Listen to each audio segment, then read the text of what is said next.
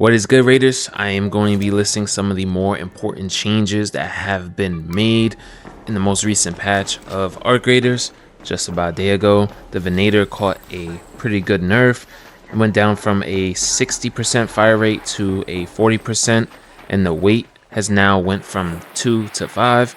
So now it's gonna definitely be heavier to hold, and I think when you max it out, it's gonna have like 20% less fire rate. I've seen a lot of players run that, the Venator pistol as their main, and it just pretty much outguns nearly most guns in the game.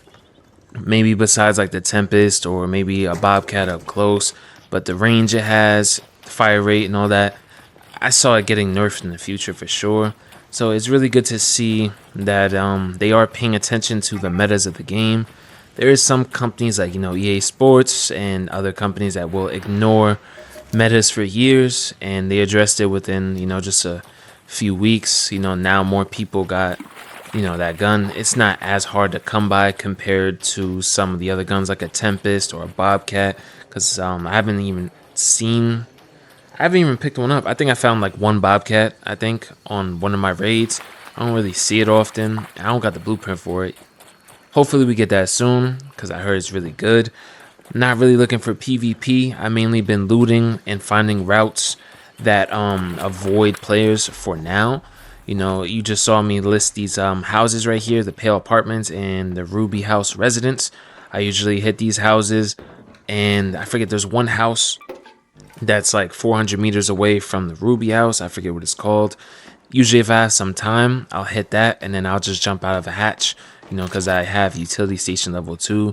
So, I don't really try to PvP too much. I usually look to either help people or coexist a bit. If I had to kill somebody, I will. But yeah. Also, the hole cracker, the ammo is going to be slightly more expensive, and now you can also craft it without a blueprint.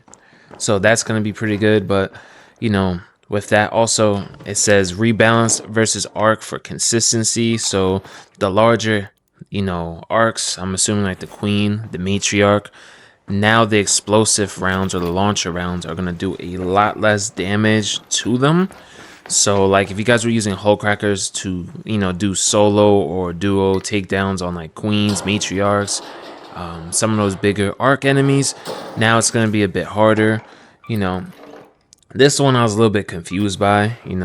Let's see, launcher ammo, it says 10 for 6,000. Now it's 6 for 4,500. So I guess it's not bad. It's also more to sell. The crafting, it says 6 for 4 metal parts plus 1 explosive compound. Now it's going to be 6 for 1 arc motion core plus 2 crude explosives. And now you could craft them without a blueprint, so that's very big, because I haven't even found that blueprint, so that's good. But unfortunately, it caught a good nerf to the point where I'm not sure if it's going to be as viable to take down some of those bigger enemies. I wasn't really sure on how I felt about that, but I mean, I guess it is balanced, because now you don't need the blueprint to craft that ammo. You can just craft it at your regular workbench, but it just doesn't really make sense, because I've watched some of these guys take down Queens like solo. It takes a very long time. I think it took somebody like 150 plus shots from the hull cracker specifically to, I think, take down the Queen. So I didn't feel like it was like overpowered to the point where it just made it like easy, So this change, I really don't understand it. But one thing I do love about Embark Studios is if it's too much, or if we complain about it enough, they'll meet us in the middle at the very least, and probably, tone it down a little bit. So, maybe it could be, still viable, because not everybody's going to be having friends and squads, and it's hard to team up with people as the game goes on. As the game goes on, people get better gear, people get better things, and it's also easier to take down arc for them, of course, the better weapons you get.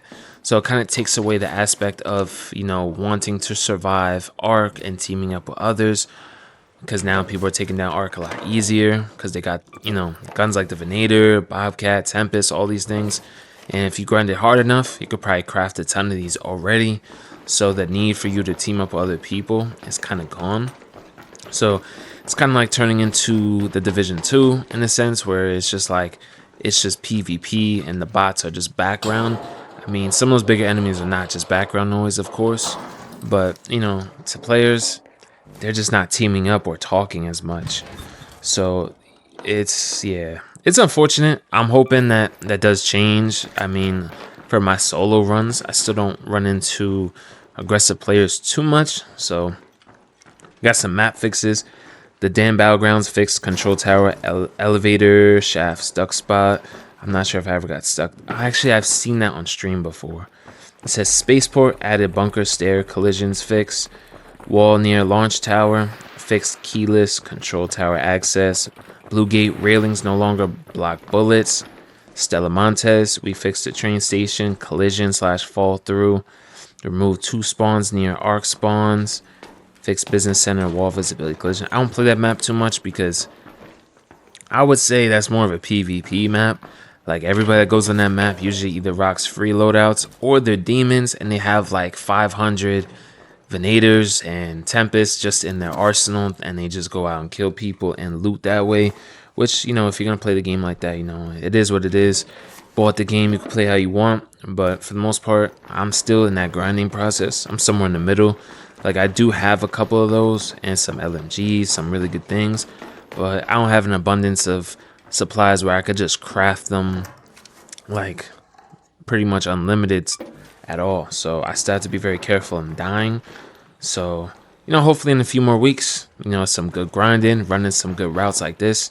I'm going to be running those Buried City routes as well. But, man, Buried City feels so aggressive. But these are some really good improvements on the game. I guess, the whole cracker did need to be balanced. They don't want people taking down the arc solo. Those are like the main things. They also added in a new weapon, the Aphelion, which I've actually seen this in action. They basically increased the blueprint drop rates. So the odds of you finding it are a lot higher now.